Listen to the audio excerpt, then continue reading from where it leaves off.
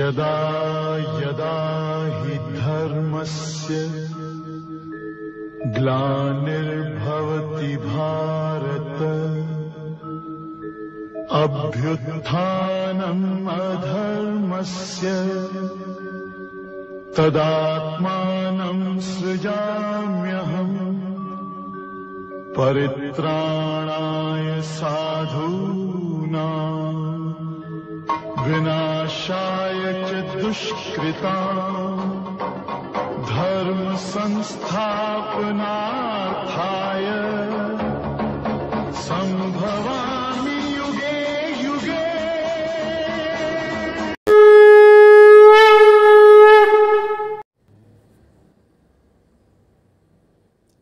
नमस्कार, सनातन आर्य चैनेले आपनादेर सबाइके स्वागत।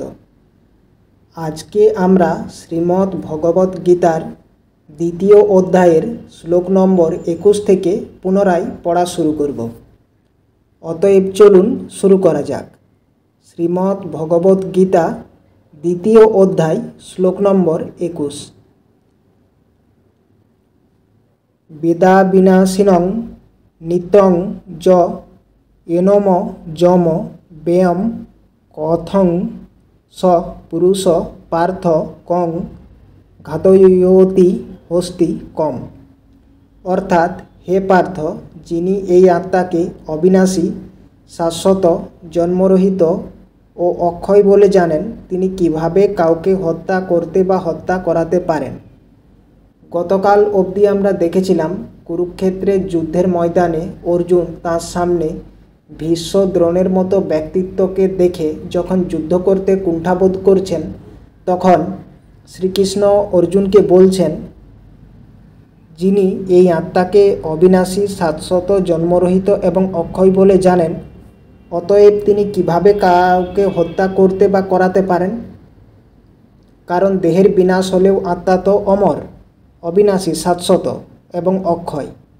সুতরাং অর্জুনের যুদ্ধ করতে কুণ্ঠা করা উচিত নয়। পরের শ্লোক অর্থাৎ শ্লোক নম্বর 22।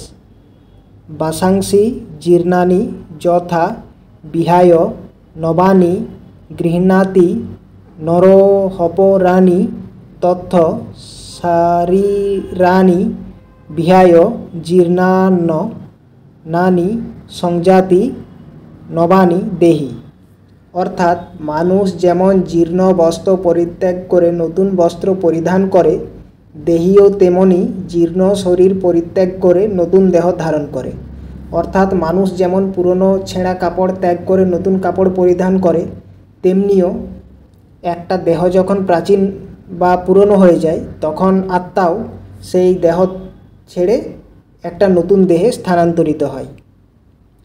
এরপর শ্লোক নম্বর 23। নৈনং ছিন্দন্তি শস্ত্রাণি নৈনং দহতি পাবক ন চৈনং ক্লেদয়ন্তাপ ন শোষয়তি মরুত। এর অর্থ, আত্মাকে অস্ত্রের দ্বারা কাটা যায় না, আগুনে পোড়ানো যায় না, জলে ভেজানো যায় না, অথবা হাওয়াতে শুকানো যায় না।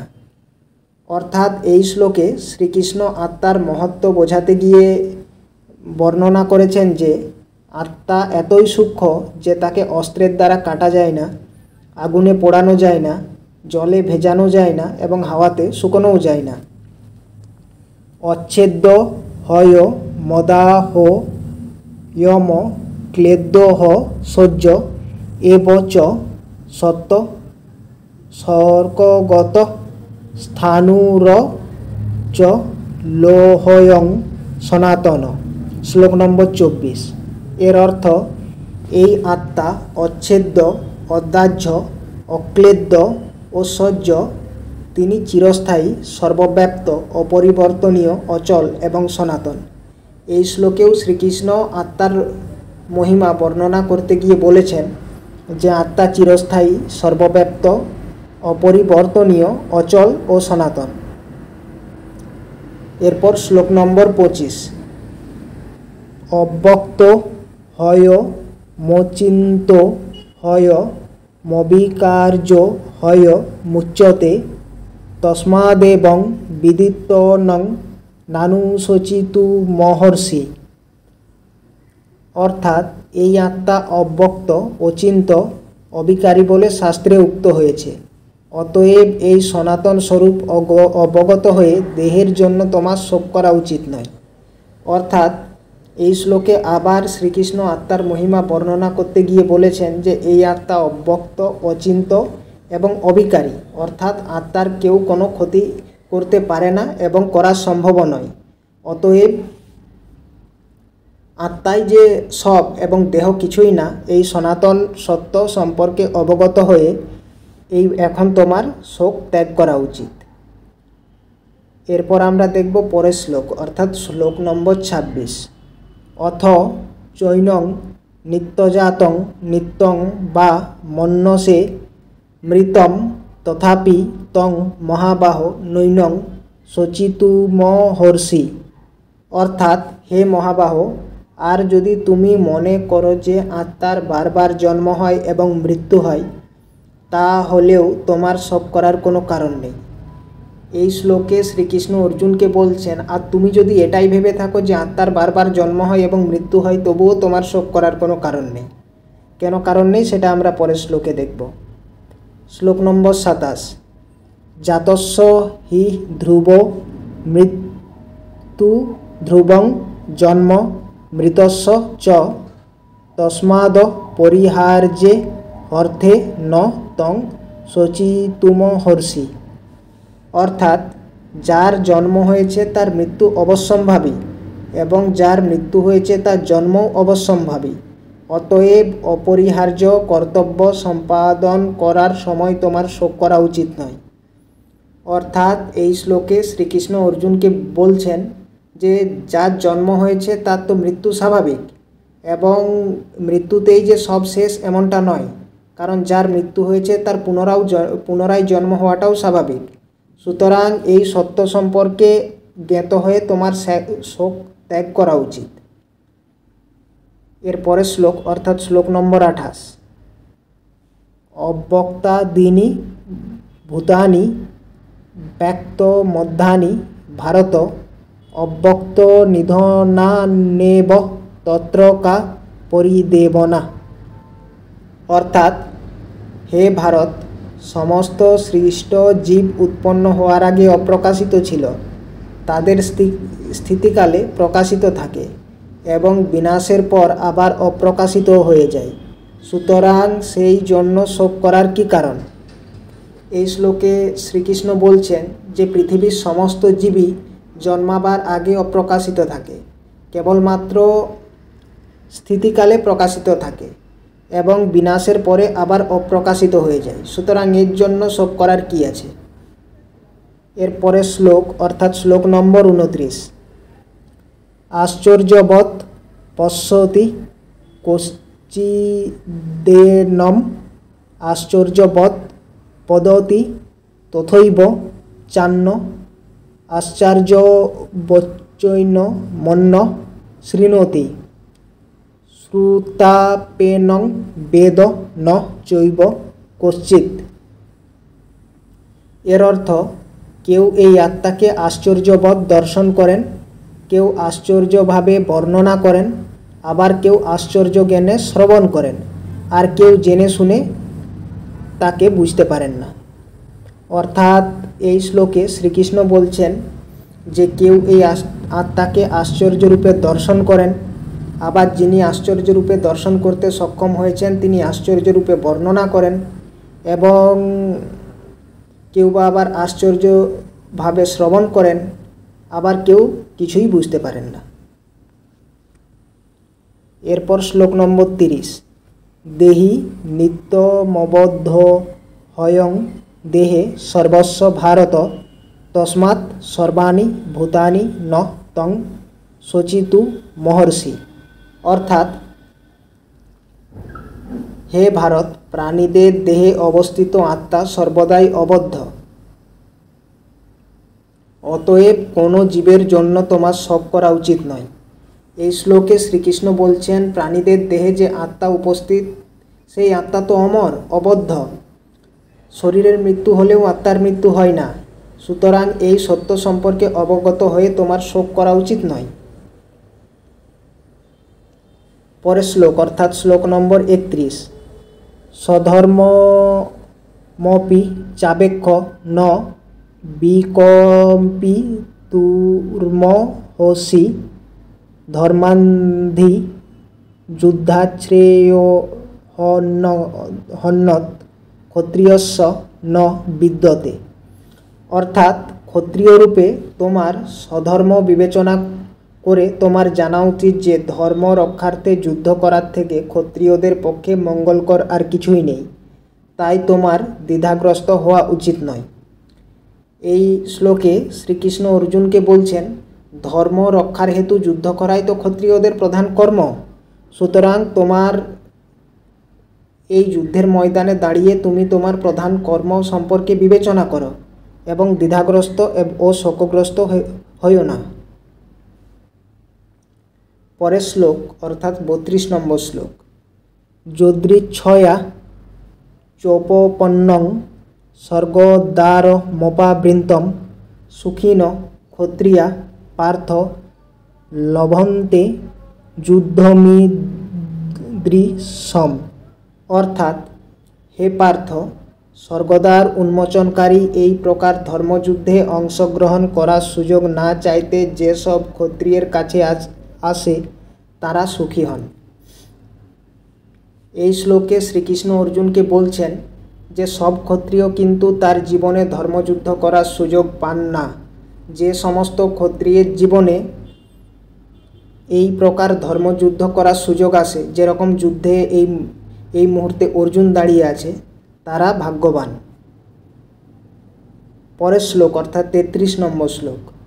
তথ চেত্তমিমং ধর্মাং সংগ্রামং ন করিষ্যসি তত স্বধর্মং কীর্তিং চ হিত্তা পাপমবাস্পসি। অর্থাৎ কিন্তু তুমি যদি এই ধর্মযুদ্ধ না করো তাহলে স্বীয় ধর্ম ও কীর্তি ভ্রষ্ট হয়ে পাপ ভোগ করবে। এই শ্লোকে কৃষ্ণ অর্জুনকে বলছেন যে তোমার জীবনে একটা এত সুন্দর ধর্মযুদ্ধ করার সুযোগ এসেছে, যেহেতু তুমি ক্ষত্রিয়, কিন্তু তা সত্ত্বেও তুমি যদি এই মুহূর্তে তোমার ধর্মের পালন না করো তাহলে তুমি ধর্ম থেকে ভ্রষ্ট হয়ে পাপ ভোগ করবে। পরের শ্লোক অর্থাৎ শ্লোক নম্বর 34। অকীর্তিং চাপি ভূতানি কথয়িষ্যন্তি তেহ ব্যয়াম সম্ভাবিতস্য চাকীর্তি মরণাদতি রিচতে। অর্থাৎ সমস্ত লোক তোমার কীর্তিহীনতার কথা বলবে এবং যে কোনো মর্যাদাবান লোকের পক্ষেই এই অসম্মান মৃত্যু অপেক্ষাও অধিকতর মন্দ। অর্থাৎ এই শ্লোকে কৃষ্ণ অর্জুনকে বলছেন যে তুমি যদি আজ এই যুদ্ধ না করো তাহলে সারা বিশ্বের লোক তোমার কীর্তিহীনতার কথা বলবে এবং তোমার নিন্দা করবে, এবং যে কোনো মর্যাদাবান লোকের পক্ষে এরকম নিন্দা মৃত্যুর থেকেও মন্দ। পরের শ্লোক অর্থাৎ শ্লোক নম্বর 35। ভয়াদ রণাদুপরতং মংসস্তে তাং মহারথা যেসাং চ তং বহুমত ভূত্তা যাস্যসি লাঘবম। অর্থাৎ সমগ্র মহারথীরা মনে করবেন যে তুমি ভয় পেয়ে যুদ্ধক্ষেত্র পরিত্যাগ করেছ এবং তুমি যাদের কাছে সম্মানিত ছিলে তারাই তোমাকে তুচ্ছতাচ্ছিল্য জ্ঞান করবে। এই শ্লোকেও কৃষ্ণ অর্জুনকে বলছেন যদি তুমি আজ যুদ্ধ না করো তাহলে সারা বিশ্বের লোকে এটাই জানবে যে তুমি আজ ভয় পেয়ে এই যুদ্ধক্ষেত্র পরিত্যাগ করেছ। আর যদি এরকম মনে করে তাহলে এতদিন যাবৎ যারা যারা তোমাকে সম্মান করতেন আজকের পর থেকে তারা সবাই তোমাকে তুচ্ছতাচ্ছিল্য করা শুরু করবে। পরের শ্লোক অর্থাৎ শ্লোক নম্বর 36। অবাচ্য বাদাংশ্চ বহুন বদিষ্যন্তি তবাহিতা নিন্দস্তব সামর্থ্যং তত দুঃখ তরং নু কিম। অর্থাৎ তোমার শত্রুরা তোমার সামর্থ্যের নিন্দা করে বহু অকথ্য কথা বলবে, তার চেয়ে অধিকতর দুঃখদায়ক তোমার পক্ষে আর কি হতে পারে। এই শ্লোকে শ্রীকৃষ্ণ অর্জুনকে বলছেন, যদি তুমি আজ যুদ্ধ না করো তাহলে তোমার শত্রুরাও তোমার নামে নানান রকমের নিন্দা করে বেড়াবে, এবং তোমার মতো একটা মর্যাদাবান ব্যক্তি এবং যোদ্ধার ক্ষেত্রে এর থেকে বেশি খারাপ আর কি হতে পারে। পরের শ্লোক অর্থাৎ শ্লোক নম্বর 37। হত প্রাপ্যসি স্বর্গং জিত্তা বা ভক্ষসে মহিম তন্মাদুত্তিষ্ঠ কৌন্তেয় যুদ্ধায় কুত নিশ্চয়। অর্থাৎ হে কুন্তিপুত্র, এই যুদ্ধে নিহত হলে তুমি স্বর্গ লাভ করবে, আর জয়ী হলে পৃথিবী ভোগ করবে। অতএব যুদ্ধের জন্য দৃঢ় সংকল্প হয়ে উত্থিত হও। এই শ্লোকে শ্রীকৃষ্ণ অর্জুনকে বলছেন যে যদি তুমি এই যুদ্ধে বীরগতি প্রাপ্ত হও অর্থাৎ মারা যাও তাহলে স্বর্গ ভোগ করবে, এবং যদি জয়লাভ করো তাহলে পৃথিবী ভোগ করবে। সুতরাং দুই দিকেই তোমার সুবিধা। অতএব যুদ্ধের জন্য দৃঢ় সংকল্প হও এবং উঠে দাঁড়াও। পরের শ্লোক অর্থাৎ শ্লোক নম্বর 38। সুখ দুঃখে সৌমে কৃত্তা লাভালাভ্যে জয়াজয়ৌ তত যুদ্ধায় যুদ্ধৈষ নৈবং পাপমবাপ্স্যসি। অর্থাৎ সুখ দুঃখ লাভ ক্ষতি জয় পরাজয়কে সমান জ্ঞান করে তুমি যুদ্ধের নিমিত্ত যুদ্ধ করো, তাহলে তোমাকে পাপভাগী হতে হবে না। এই শ্লোকে শ্রীকৃষ্ণ অর্জুনকে বলছেন সুখ দুঃখ লাভ ক্ষতি জয় পরাজয় ইত্যাদি দ্বারা প্রভাবিত না হয়ে এগুলোকে সব কিছুকে সমান মনে করো। কারণ কয়েকটা শ্লোক আগেই শ্রীকৃষ্ণ অর্জুনকে বলেছেন যে সুখ দুঃখ লাভ ক্ষতি এগুলো সবই অস্থায়ী এবং শীত গ্রীষ্ম ঋতুর মতো অস্থায়ী। এই শ্লোকেও তাই বলছেন যে সুখ দুঃখ লাভ ক্ষতি জয় পরাজয় এগুলোর দ্বারা প্রভাবিত না হয়ে সমান জ্ঞান করে তুমি কেবলমাত্র যুদ্ধের জন্যই যুদ্ধ করো, তাহলে আর তোমাকে পাপের ভাগীদার হতে হবে না। পরের শ্লোক অর্থাৎ 39 নম্বর শ্লোক। এষা তেহ বিহিতা সাংখ্যে বুদ্ধিযোগে তিমাং শৃণু বুদ্ধা যুক্ত জয়া পার্থ কর্মবন্ধং প্রহাস্যসি। অর্থাৎ হে পার্থ, আমি তোমাকে সাংখ্যযোগের কথা বললাম, এখন ভক্তিযোগ সম্বন্ধিনী বুদ্ধির কথা শ্রবণ করো, যার দ্বারা তুমি কর্মবন্ধন থেকে মুক্ত হতে পারবে। অর্থাৎ এই শ্লোকে কৃষ্ণ অর্জুনকে বলছেন যে তখন আমি তোমাকে সাংখ্যযোগের কথা বললাম, এবার আমি তোমাকে ভক্তিযোগের কথা বলবো। তো আজকে এই অবধি থাক। আজকে আমরা সাংখ্যযোগ অধ্যায় শেষ করলাম। তো এর পরের এপিসোডে আমরা ভক্তিযোগ থেকে পুনরায় শুরু করব। ঠিক আছে, দেখা হচ্ছে পরের এপিসোডে। জয় শ্রীকৃষ্ণ।